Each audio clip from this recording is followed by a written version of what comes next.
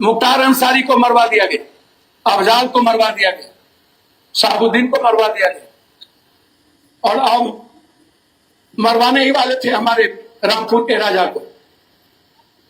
सबको मरवा दिया गया, आप ही को जेड प्लस कैसे मिल गया? एक बार फिर निर्दलीय सांसद, आप जानते हैं पप्पू यादव बिहार की राजनीति में एक बड़े चेहरे के तौर पर देखे जाते हैं। हालांकि वो अब खुद को कांग्रेसी बताते हैं, कांग्रेस के मंच पर भी वो जाते हैं। कई बार उनसे जुड़ी खबरें ऐसी आई कि कांग्रेस ने उनको वो इज्जत नहीं दी। लालू प्रसाद यादव पर उनके कई आरोप हैं, लालू प्रसाद भी उन पर कहीं ना कहीं कई आरोप लगा चुके हैं। लालू परिवार की तरफ से कई आरोप लगा, तेजस्वी यादव पर वो गरजते रहते हैं, फिर कभी तेजस्वी यादव को जननायक बताते हैं। तो पप्पू यादव बहुत सारे लोगों को समझ में नहीं आते हैं, और उनके समझ में नहीं आने की वजह कहीं ना कहीं उनका बयान है, उनका काम है। अब एक ऐसी ही खबर सामने आई है पूर्णिया से। पूर्णिया के एक मंच पर पप्पू यादव खड़े होकर के अपनी बात रखते हैं, और वो कहते हैं कि मैं पिछले 2 सालों से सरकार से ये मांग कर रहा हूं कि भाई मुझे जेड सिक्योरिटी दे दो, यानी कि मुझे जेड कैटेगरी की सुरक्षा दे दो, लेकिन मुझे वो सुरक्षा नहीं मिल रही। मुझे बीच में दी गई, 1 महीने में हटा दिया गया, वाई सुरक्षा उन्हें दी गई। तो उनका ये कहना है कि भाई मुझे जेड सिक्योरिटी क्यों नहीं दी जा रही।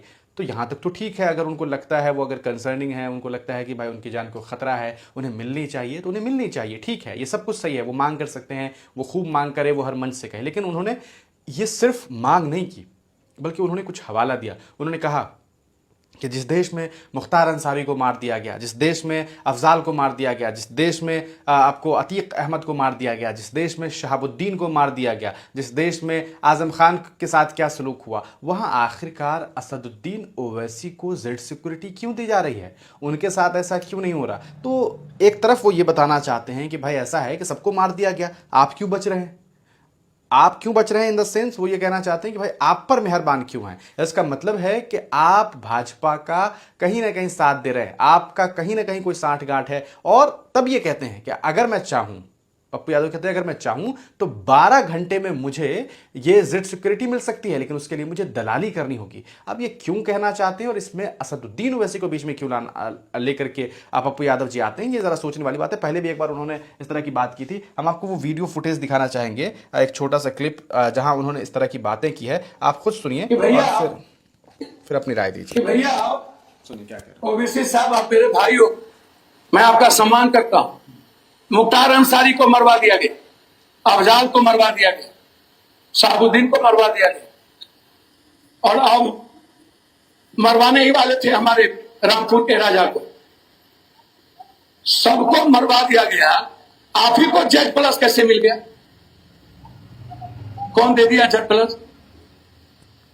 काहे दे दिया आपको जेड प्लस? हम 2 साल से मांग रहे हैं, हमको तो 12 घंटा में जेड प्लस मिल जाए। थोड़ा सा दोगलई करेंगे तुरंत ही जेड प्लस मिल जाए। तो क्या हम भी अपने दोगलई और धुरतई में नाम लिखा लें? जब मैंने उनसे पूछा तो कहा कि अब मेरा वक्त हो गया नमाज पढ़ने। चलिए आप नमाज पढ़िए।